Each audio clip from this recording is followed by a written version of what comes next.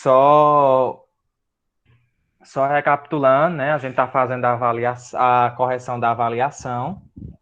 E primeira questão, nós discutimos sobre a, os motivos que levaram Lutero, a importância de Lutero para a eclosão do movimento protestante na Europa medieval.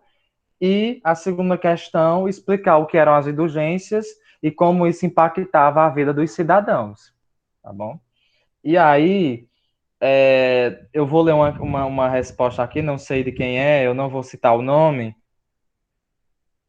Primeira questão, foi o grande idealizador da reforma protestante contra as práticas de simonia e a venda de indulgências. Lutero foi um jovem alemão que resolveu entrar para a vida religiosa após um milagre que salvou sua vida durante uma violenta tempestade. Isso aí é uma coisa mais particular da vida de Lutero, a gente não se detém tanto. A gente se detém mais ao momento lá dele, que ele cansou de tanta enganação por parte da igreja. Enfim, teve uma pessoa aqui que escreveu, foi um livro, na primeira questão. Parece um livro. É, Na segunda questão, essa pessoa também escreveu outro livro. Terceira questão. Na terceira questão, observe a imagem abaixo e identifique a que episódio da Reforma Protestante de Martinho Lutero a imagem representa e comente sobre esse episódio. Né? O episódio foi o momento da fixação das 95 teses do Lutero. E essas 95 teses causou rebuliço na cidade e indignação de forma exacerbada da igreja. Porque ele colocou essas 95, ele colocou a verdade sobre a Bíblia lá, em praça pública, para todo mundo ver, enxergar. Então, a imagem representa esse momento, a fixação das 95 teses. A quarta questão era para falar sobre João Calvino e citar sua contribuição no movimento protestante. E aí eu já falei para vocês. O movimento calvinista foi o segundo movimento aí que eclodiu. E ele vem falar sobre a predestinação absoluta, de que a pessoa estava predestinada já por Deus, que Deus já havia escolhido as pessoas que estariam salvas. Ele já vem defender a questão dos bens materiais, que se Vitor Emanuel enricou, Vitor Emanuel jogou na Mega Sena e ganhou, é porque ele fez por onde Deus o abençoar com essa graça. Então, era uma coisa relacionada já a uma questão divina. Quinta questão. João Calvino pregava a predestinação bíblica. Já citei, já falei sobre isso, o que isso significava. Ele dizia que Deus já havia escolhido desde o princípio os indivíduos abençoados com a vida eterna e os condenados à eterna. Isso é como um culto que aprendiam sobre a Bíblia. Calvino interpretou a predestinação bíblica com o significado de que Deus quer a condenação eterna para algumas pessoas. Então, se Paulo Levi tiver condenado ao fogo do inferno, então Paulo Levi vai arder no fogo do inferno, porque Deus já predestinou ele a ir queimar lá. Então, cuidado, viu, Paulo Levi? Cuidado. Né? Tá, Ana Clara, é as questões da prova. Sexta questão. No contexto das reformas protestantes, o que foi a contra-reforma? Foi um movimento das igrejas para tentar combater e não perder tanta. Eu escrevi a Bíblia nas questões. Pois então, eu acho que essa prova é a sua, viu, miga? Porque em cada questão tem um livro. Cada questão tem um livro. Você escreveu um livro em cada questão. E a Contra-Reforma foi um movimento da igreja contra as reformas que estavam acontecendo. Ela não ia era ficar quieta, calada, besta, porque ela não era dessas, de deixar as reformas acontecerem e ela continuar perdendo espaço. Então, a igreja estava passando por uma grande crise para tentar barrar o avanço do protestantismo. Depois da reforma protestante, o Papa convocou o concílio para a cidade italiana de Trento, onde discutiu vários assuntos e ações entraram em execução. Foi um movimento para combater as ideias protestantes.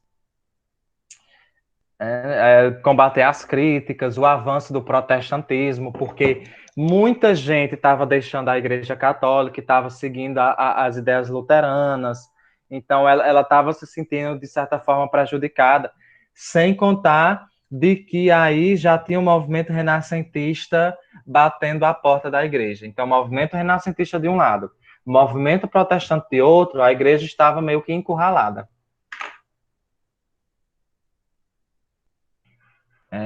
E, enfim, eu acho que é isso. Foram 6 questões sobre, sobre o luteranismo. Alguém quer fazer alguma pergunta, fazer alguma colocação?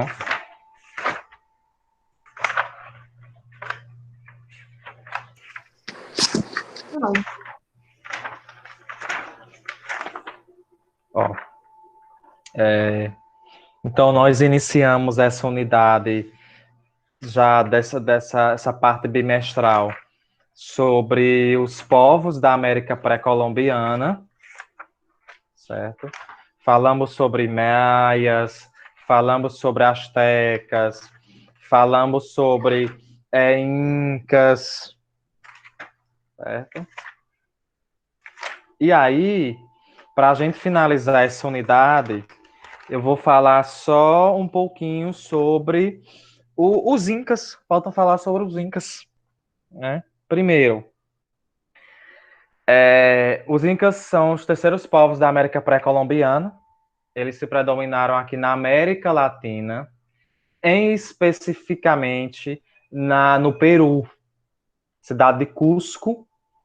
Não é Cuscuz, Cusco, uma das principais cidades que promoveu, que tem características históricas, arqueológicas da civilização inca. É no Peru que vai estar a famosa cidade de Machu Picchu.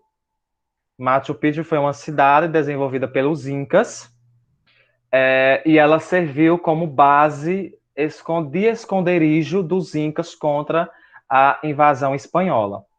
Para vocês terem uma ideia, os espanhóis nunca encontraram a cidade inca, porque ela foi construída Machu Picchu. Machu Picchu. Ela foi construída numa área de grande elevação, de relevo, numa área bem de difícil acesso. A época era de difícil acesso. Hoje em dia, Machu Picchu é um dos lugares mais visitados da América Latina. Não só por curiosos, mas por pesquisadores, historiadores, arqueólogos, paleontólogos que vão lá e por curiosos também, para conhecer um pouco da história inca.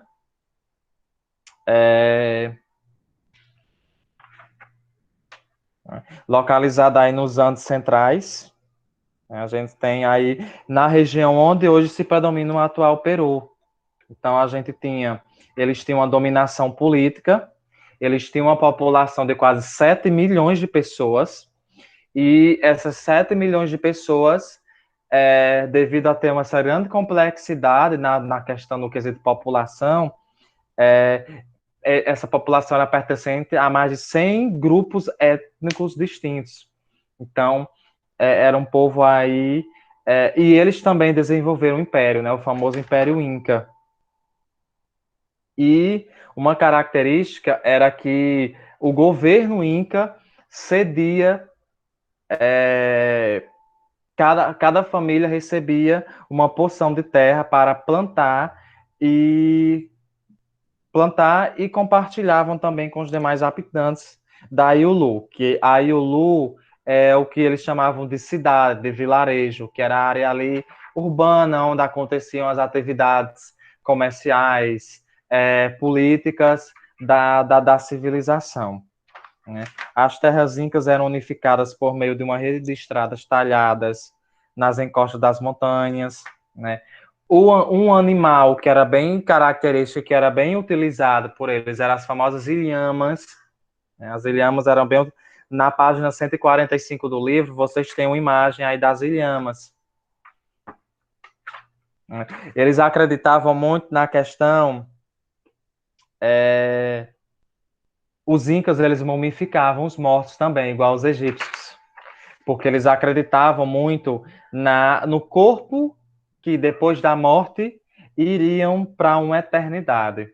Então, para que esse corpo fosse para a eternidade e pudesse viver de forma tranquila, eles mumificavam os mortos para a conservação do corpo, para que no outro lado, lá no além, lá onde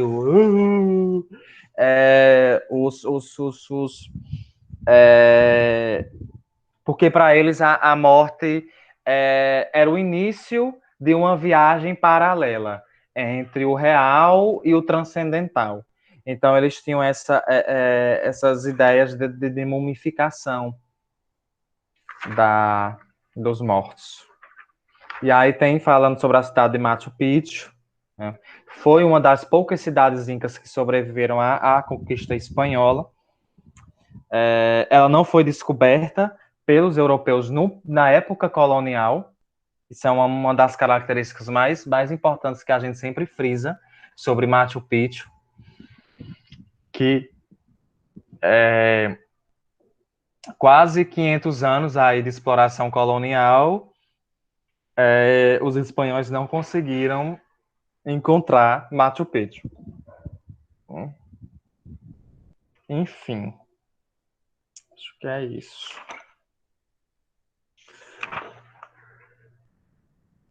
Então, alguma pergunta, dúvida? Queridos e queridas.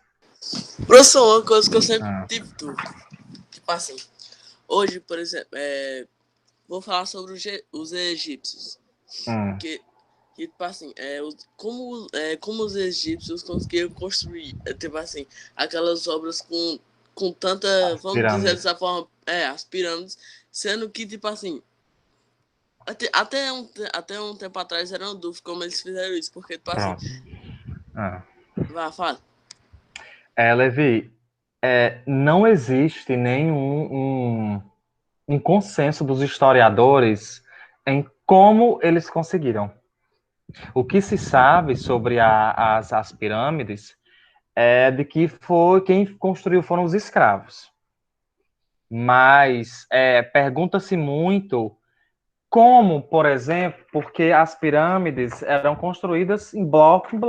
Então, como eles conseguiram colocar o último bloco se não tinha, naquele contexto histórico, naquele momento, ferramentas técnicas que ajudassem na construção dessas obras? Então, nem os historiadores sabem. Por quê? Porque não existe relatos históricos falando sobre isso.